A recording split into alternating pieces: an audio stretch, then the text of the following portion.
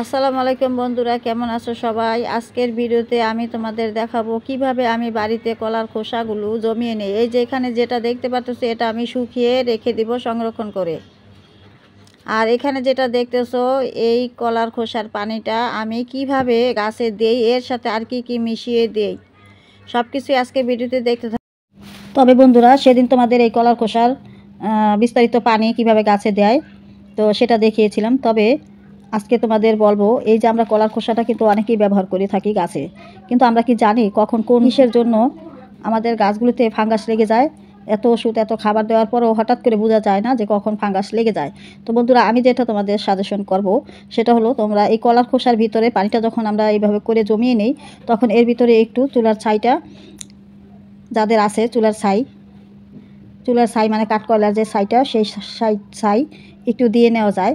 এতে করে ফাঙ্গাসের ভয় লাগবে না, আর পটাশটা আরও দ্বিগুণ পটাশে পরিণত হবে। তবে চুলার ছাই যদি দেই তাহলে সেখানে পানিটা ডাবল হয়ে যাবে। এমনিতেই কলার খোসার পানিটা যখন অতিরিক্ত ঘন হয়ে যায় তখন একটু ডাবল করে দিতে হয়।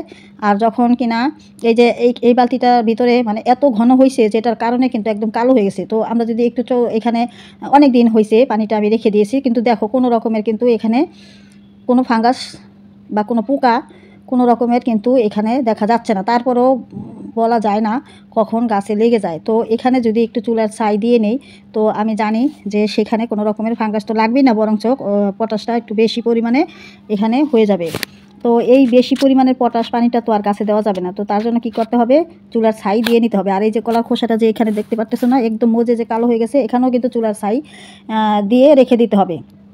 যদি নির্যাস পানিটা একটা আছে যে ওই যে দেখলে একটু আগে আমি কলার খোসাটা ডাইরেক্ট ভিজিয়ে দিয়েছি, সেটা কিন্তু ওইভাবে দেবো। আর এখানে যেই পানিটা, এটা কিন্তু নির্যাস পানিটা। তো এই নির্যাস পানিটার উপরে যে কলাগুলো জমিয়েছিলাম খোসাগুলো, তো সেই খোসার উপরে আমি একটু ছাই বিছিয়ে দিয়েছিলাম। তো সেই পানিটাই কিন্তু এখানে জড়ো হয়েছে। তো দেখো কেমন কালো হয়েছে, যে আমার বালতিটা পর্যন্ত দাগ লেগে গেছে। তো এই কারণে কিন্তু আমি সবসময় বলি বন্ধুরা, আমরা এমন কিছু করব না যেটা আমাদের গাছের ক্ষতি হবে। তো সেই কারণে কিন্তু আমি সবসময় সাজেশন করি যে যখন আমরা গাছে কোনো কিছু জমিয়ে, যেমন সবজি পচা পানি, কলার খোসার পানি, তারপরে এই ইত্যাদি এরকম বহু কিছু পানি, যেমন ফলের খোসার পানি, তো যখনই আমরা দিব সেখানে একটু চুলার ছাই, কিংবা চুলার ছাই যাদের কাছে না আছে, হ্যাঁ, ঘরে থাকা একটু হলুদের গুঁড়ো, হ্যাঁ, এরকম একটু দিয়ে নিলে, আর সামান্য একটু চুন, হ্যাঁ, যদি হলুদের গুঁড়োটা না থাকে তাহলে একটু সামান্য চুন পানির সাথে গুলিয়ে তারপরে এই পানির সাথে অ্যাড করে কিন্তু অল্প পরিমাণে দিতে হবে। যেমন আমার এই কন্টেনারটা দেখতে পাচ্ছ, এখানে কিন্তু এক চামচের মতো চুন দেওয়া যাবে। তো এই পানিটা সরাসরি গাছে না দেওয়ার থেকে এর সাথে আরও কিছু পানি অ্যাড করে পাতলা করে তারপর দিতে হবে। সেই সরিষার খোলটা যেরকম আমরা পাতলা করে গাছে দিই, এই পানিটাও পাতলা করে। আর যদি কোনো কিছুই না দিই, ধরো 3 থেকে 4 দিন আমরা পানিটা জমিয়ে রেখেছি, বেশি দিন হয় নাই, তো সেই পানিটা কিন্তু সরাসরি গাছে দিয়ে দেওয়া যাবে। সেখানে কোনো পানিও অ্যাড করতে হবে না, কিংবা কোনো রকমের চুলার ছাই বলো, হলুদের গুঁড়ো বলো, কিছুই প্রয়োজন নেই। তবে যদি সরাসরি আমরা আবার কাঁচা কলার খোসাটা যদি আবার আমরা গাছে দিয়ে দিই, ধরো অনেকে আছে না যে আমরা জমা করি না, দিয়ে দিই সরাসরি, খেয়ে কলাটা খেয়ে সরাসরি গাছে দিয়ে দিতেছি, গাছের উপরে বাটিতে বিছিয়ে দিলাম কলার খোসাটা নিয়ে। তো তখন কিন্তু একটু হলো চুলার ছাই, কিংবা চুলার ছাই না থাকুক একটু হলুদের গুঁড়ো, হ্যাঁ, এভাবে করে কিন্তু আমরা গাছে দিতে হবে। সরাসরি যদি দিয়ে দিই তো সেখানে দেখা যায় কি বিভিন্ন রকমের পোকা আসে সেই খোসাগুলোর উপরে, তখন কিন্তু গাছের পাতাগুলা দেখা যায় ছিদ্র করে নেয় এরকম। তো এখন আমি যেটা তোমাদের বলবো সেটা হচ্ছে আমি কি এর সাথে মিশাই, মানে যেই কথাগুলো এতক্ষণ বলছি সেটাই তোমরা এখন দেখতে পাবে। আর দেখো, চুলার ছাই কিন্তু এমনিতেও ভালো, হ্যাঁ, তবে অতিরিক্ত বেশি দিলে দেখা যায় অনেক সময় ক্ষতিকারক হয়ে যায় মাটিতে, যেহেতু এটা অতিরিক্ত বেশি দেওয়া ভালো নয়, তো সেজন্য একটু পরিমাণে কম দেওয়া সবসময় ভালো এমনিতেও। তো কাঠের ছাইয়ের ভিতরে এটা কিন্তু মাটিতে মিশালে মাটির বায়ু চলাচলও কিন্তু খুব বাড়ায়, মাটির উর্বরতা কিন্তু বৃদ্ধি করে। এটা মাটির আর্দ্রতা ধরে রাখে, নিউট্রিয়েন্ট ধরে রাখে, মাটিতে ফাঙ্গাস কিন্তু হতে দেয় না। তবে বেশি পরিমাণে কিন্তু মাটিতে দিলে আবার মাটি খুব ক্ষারীয় হয়ে যেতে পারে। তো যেহেতু আমরা এই চুলার ছাইটা দিব, তো একটু বুঝে শুনে কিন্তু দিতে হবে, হ্যাঁ, একদম বেশি করে মুঠ ভরে ভরে কিন্তু দেওয়া যাবে না। আর যদিও মুঠ ভরে ভরে আমরা কোনো গাছের পাতায় যখন ছিটাই, তখন কিন্তু অবশ্যই সেখানে স্প্রে করে দিতে হবে। এতে করে কি হয়, পানিতে ধুয়ে অর্ধেকটা দেখা যায় এদিক সেদিক চুলার ছাইটা চলে যায়।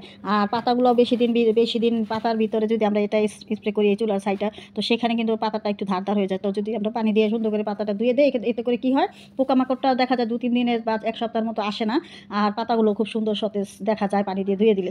তো এই চুলার ছাইটা যে কত উপকার, এটা যে কত কাজে লাগে, এটা এই চুলার ছাইটা কিন্তু দেখা যায় আমরা যখন কিচেন কম্পোস্টগুলো জমিয়ে রাখি তার উপর দিয়ে একটু বিছিয়ে দিলে, যখন কিনা এই যে সবজির পচা পানিগুলো আমরা জমিয়ে নিই তার উপরে একটু দিয়ে দিলে, এরপরে যে এখন যে পানিগুলো আমরা দিতেছি পানির উপরে, যে কলার খোসা পেঁয়াজের খোসার পানিগুলো, তো সেখানে একটু দিয়ে নিলে, তো চুলার ছাইয়ের কোনো বিকল্প নেই। এটা যে কত উপকার গাছেদের জন্য সেটা কিভাবে আর বোঝাবো তোমাদের, সেটা হয়তো তোমরা অনেকেই জানো এই ব্যাপারে। তো যারা নতুন আমার বন্ধু আছে, যারা জানো না, তাদের উদ্দেশ্যে কিন্তু আজকের আমার ভিডিওটি।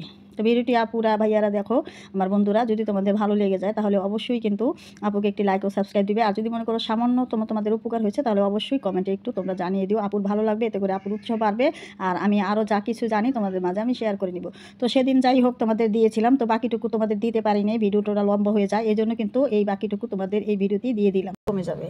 আর এটা দেখো পটাশের কাজ করে, তো এটাও পটাশের কাজ করে, কলার খোসার পানিটাও, তো এটাও একটু দিয়ে দিবে, এটাও একটু দিয়ে দিবে। দেখো ভিডিও লম্বা হলে সমস্যা একটু এটাই যে দেখতে একটু ভোর লাগে, কিন্তু ভোর লাগলেও যে অনেক কিছু শেখা যায়।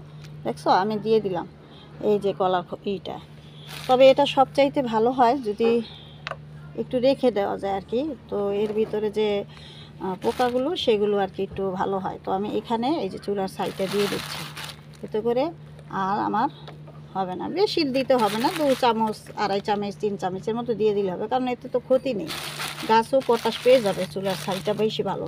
আর যদি চুন দেয় তো চুন কিন্তু বেশি দেওয়া যাবে না, চুন কিন্তু আবার কিন্তু বেশি দিলে ক্ষতি আছে।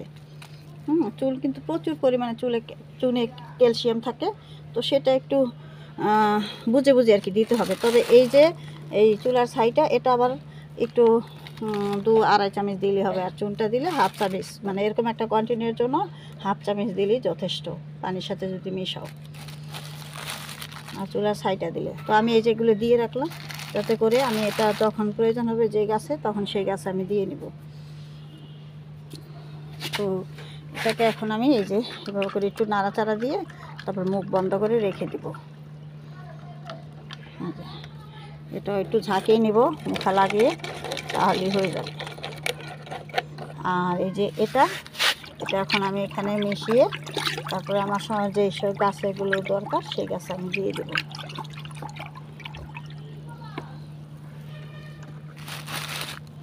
এখানে আর একটু দিয়ে নিই।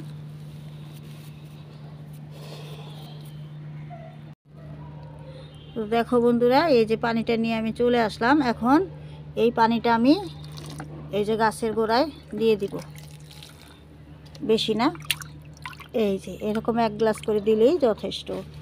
এই যে এগুলো আমার জবা গাছ, তো এগুলোর ভিতরে আমি দিয়ে দিচ্ছি।